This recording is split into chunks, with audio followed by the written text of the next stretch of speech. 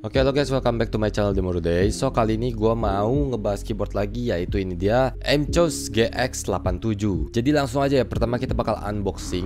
Pertama banget kita dapat aksesoris box seperti biasa, yang dimana isinya pasti kabel Type-C Type-A, 2-in-1 keycap switch puller, spare 2 switch bawaan, dan juga dapat spare gasketnya. Nah, kemudian selain itu kita juga dapat bonus artisan keycap seperti di sini ya. Nah, seperti ini dia artisan resin keycaps yang warnanya random. Sangat-sangat lumayan lah buat sebagai gift atau hadiah gitu ya. Lalu manual book seperti biasa, shortcut key, dan terakhir ini dia keyboardnya guys. Nah, jadi sebenarnya keyboard ini udah gua re-unboxing ya. Ini gua re-unboxing. Dia sebenarnya di wrap plastik lagi ya. Tapi udah gua buka plastiknya. Jadi ini dia MChos GX87 yang gua re-unboxing. Mendapatkan pertama dust cover top plastik seperti biasa dengan tulisan MChos, dan langsung ke keyboardnya MChos GX87 yang versi Ultra Silver ya.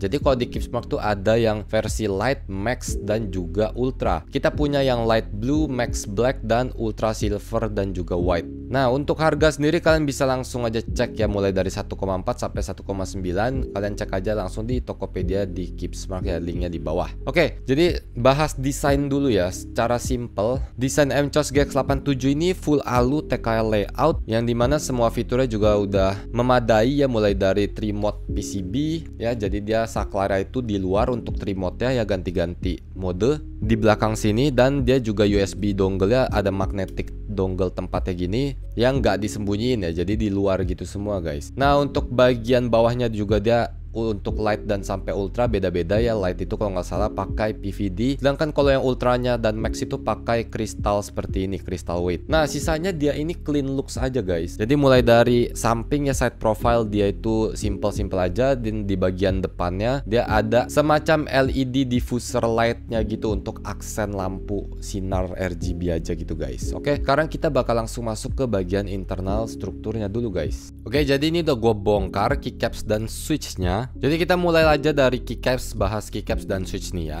Keycapsnya jelas ya, dia udah keycaps yang oke, bagus, cocok untuk keyboard di 1 juta sampai 2 juta ya. Keycaps double shot PBT, dan surprisingly dia udah lumayan tebel, di atas 1,5 mm guys untuk ketebalan si keycapsnya sendiri. Ya, lalu untuk switchnya dia itu ada dua ya, jadi ada matcha latte dan ada vintage white. Vintage white itu yang ini ya, keduanya itu linear. Jadi kalau matcha latte itu khusus untuk di light dan max ya guys, untuk versi light dan max. Sedangkan kalau si vintage white KTT ini ada untuk di versi ultra aja. Jujur gue belum coba yang matcha latte, tapi untuk KTT vintage ini ya dia switchnya udah enak banget ya. Dia nggak terlalu berat, dia ada di 3,5 total travel, jadi dia itu long pole switch. Operating force-nya itu 45 gram termasuk switch yang ringan, tapi gua nggak merasa ringan banget ya. Gua merasa dia sekitar bottom outnya itu sekitar 50 gram lebih ke atas. Walaupun kalau dibandingin sama HMX, gua masih lebih milih HMX karena yang HMX itu dia lebih clean suaranya. Sedangkan kalau vintage white ini masih ada scratchiness-nya dikit ya. Sisanya itu udah bagus banget guys, nggak ada spring crunch, nggak ada spring ping, nggak ada ticking dan lainnya. Oke, kita lanjut ke keyboardnya. Nah, ini bagian top case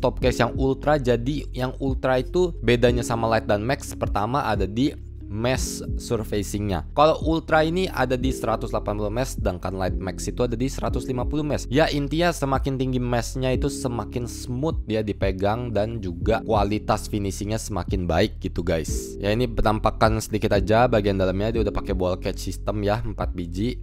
Kemudian lanjut ke bagian plate. Nah, plate-nya dia memakai polikarbonat flex cut ya, dan juga pakai plate mount stabilizer, yang dimana plate mountnya sendiri udah cukup oke, udah pre-loop, tapi beberapa mungkin ya namanya factory loop itu hoki-hokian, kadang ada yang ticking, kadang ada yang masih rattle, tinggal di retune dan di reloop aja. Nah, dia juga memakai spacebar foam gini, yang dimana sebenarnya gua nggak suka, dan gua selalu melepas foam yang ada di spacebar plate seperti ini guys. Ya, kenapa? Karena gua kurang suka aja suaranya, itu preferensi aja guys, kalian bisa coba-coba sendiri. Next, dia dapat juga platform PET sheet dan EXPE, yang dimana ini sebenarnya foamnya gue merasa dia itu nempel ya guys. Jadi platform sama EXPE nya ini lumayan nempel guys. Bisa dicabut sih, cuman dia agak-agak susah ya. Jadi kalian kalau mau cabut bisa-bisa aja, cuman mesti pelan-pelan banget tuh guys, kayak gini. Ini bisa dicabut nih sebenarnya tuh, cuman dia agak nempel aja. Oke, terus ya dia ini sekilas aja dia kayak dapet diffuser foamnya juga gitu ya, buat lampunya biar nggak kemana-mana. Lanjut ke bagian PCB. Nah jujur ini gue nggak tahu kenapa dia kok ada PCB-nya ada papan yang mencolok ke atas gini ya guys, vertikal gini. Gue nggak tahu ini apa ini guys. Tapi yang jelas PCB-nya sudah south facing ya semuanya, spacebar-nya juga south facing, dan dia juga sudah hot swap 5 pin universal dan juga RGB PCB tentunya guys. Nah dia nggak support PCB mount, dia nggak support multi layout ya, dia nggak support step caps lock. Jadi ini fix layout begini aja langsung kalian pakai. Nah kemudian bagian bawah dia juga dapat foam ya, yang dimana case foamnya ini juga sama agak-agak nempel, bisa aja dilepas cuman hati-hati pelan-pelan banget ya. Terus juga ada PET sheetnya terakhir, yang dimana gunanya PET sheet ini menjaga soket kalian supaya tidak short, tidak kena arus listrik, tidak konslet ke bottom case, yang dimana bottom case itu besi yang artinya menghantarkan listrik gitu guys. Nah di sini ada yang namanya gasket column, jadi gue sebutnya gasket column seperti ini, atau mungkin ada juga yang nyebutnya gasket barbell gitu ya guys. Nah gasket column ini dia ini suara tipikalnya itu Toki dan nggak bisa dibuat keklek menurut gua. Nanti kita bakal coba aja. Oke, di bagian paling bawah jadi dia ada daughter boardnya dipasang seperti ini. Terus dia juga ada tempat dongle USB-nya yang udah magnetik, dan sambungan ke PCB-nya memakai ribbon cable ya, jadi belum magnetik ya. Dan untuk sambungan ke baterainya seperti ini ya, pakai JST cable. Baterainya sendiri ada 2 langsung ya seperti ini. Kiri kanan 4000 total 8000. Jadi udah badak banget ini guys buat baterainya. Nah jadi baterainya ini juga kayaknya di double tap ya, jadi gua nggak bisa lepas. Dan ya terakhir paling bawah itu ada si crystal weight-nya ini. Jadi kayaknya kalau mau lepas crystal weight harus copotin baterai ini dulu guys ya, karena bautnya di bawah baterai. Nah oke guys, itu buat internal strukturnya. Jadi beberapa hal yang penting ya, jelas tadi dia nggak bisa multi layout, nggak bisa PCB mount stabilizer gitu-gitu ya guys. So gue bakal langsung aja sound test. Yang pertama kondisi stock full foam, dan gue kedua pengen coba tes aja buat pakein case foamnya doang, nggak pakai plate, nggak pakai foam tengahnya ini guys. Oke, langsung kita sound test aja guys.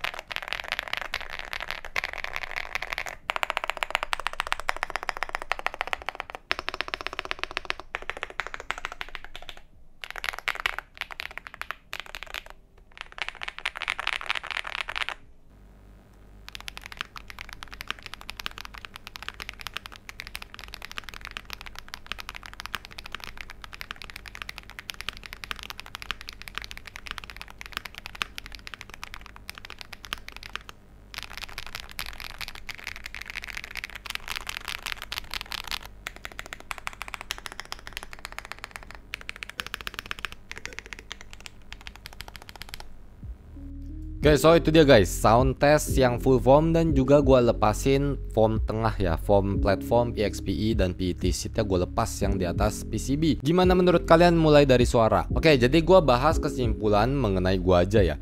Ya sebenarnya kesimpulannya cukup satu kalimat aja gitu ya guys, yaitu keyboard ini cocok untuk kalian yang mau TKL full alu yang kualitasnya premium dan tinggal langsung pakai aja. Ya kalau sebenarnya keyboard alu TKL itu sekarang itu ada 2 sektor guys ya. Jadi ada sektor yang menurut gue di bawah 2 juta kayak ND TKL, gue belum punya. Terus MCOS GX87 juga di bawah 2 juta, tapi ada juga yang TKL alu di atas 2 juta sampai di bawah 3 juta. Yaitu Wopke Crush 80, kalian bisa lihat aja. Terus juga ada EvoWorks Evo 80, itu juga harganya lumayan tinggi, di atas 2,5 ya kalau nggak salah. Nah, gue jujur baru megang TKL alu yang sekarang ya. Jadi Wopke Crush 80 lagi OTW, ND TKL juga lagi OTW. Jadi gue belum bisa ngasih perbandingan banget ya mengenai keyboard ini sama keyboard TKL lainnya. Cuman yang pasti satu, keyboard ini tuh keyboard yang out of the box, suaranya itu poppy, marbly, dan mid pitch ya. Dan yang terakhir, keyboard ini nggak bisa dikutak-atik guys ya. Paling mentok kutak-atiknya kalian bisa coba kayak gini, dilepas foam tengahnya, dan menurut gue suaranya masih oke. Cuma menurut gue mungkin kalau mau lebih oke mesti ganti switch yang lebih klek lagi lagi yang lebih high pitch, yang lebih jedar-jedor supaya suaranya itu selaras dengan suara no foam. Karena ini suaranya menurut gua kalau dilepas gini aja gua lebih memilih pakein foamnya aja daripada dilepas ya kalau memakai switch ini. Walaupun sebenarnya suaranya ini nggak jelek guys ya. Jadi suaranya itu nggak hollow, nggak bergema, nggak resonans walaupun tanpa foam, tapi gua ngerasanya memang dia suaranya itu agak kurang keluar aja ya, kurang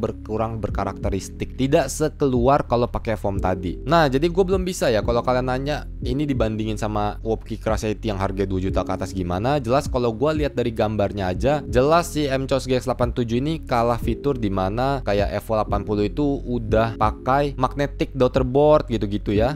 Terus juga kalau mau dibandingin singkat dengan Wopke Crush 80 ataupun EvoWorks ya, itu mungkin yang bisa gue bandingin dari gambar doang ya, bukan dari benda real life-nya, adalah penempatan baterainya, dimana yang si Crush 80 sama Evo 80 itu baterainya disimpan di bawah sini ya, di dalam weight. Jadi menurut gue teknik seperti itu memperbagus, memperindah, dan memperkonsisten si suara keyboardnya secara keseluruhan di bagian atas gini guys.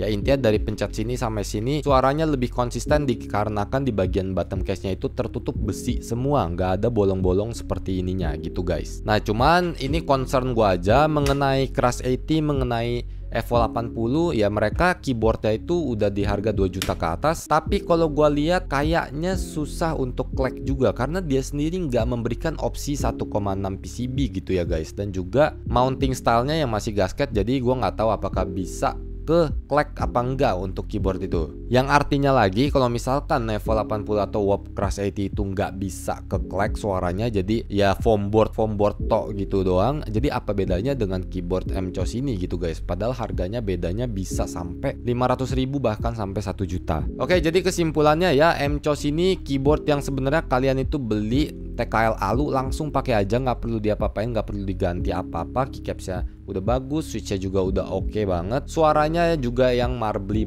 gitu. Terakhir berat keyboardnya sendiri sampai 2 kilo ya, jadi ini full build 2 kilo 2009 gram tepatnya ya. Jadi gue cuma mau ngasih tau itu aja guys ya, nanti gue bakal intinya bahas lebih detail, lebih tajam lagi kalau sudah ada Wopke Crush 80 atau ND TKL supaya kita bisa bandingin langsung gitu ya guys, jadi kalian punya beberapa opsi. Oke guys, itu aja buat video si MCOS GX87 ini. So see you on next video guys. Thank you and bye bye.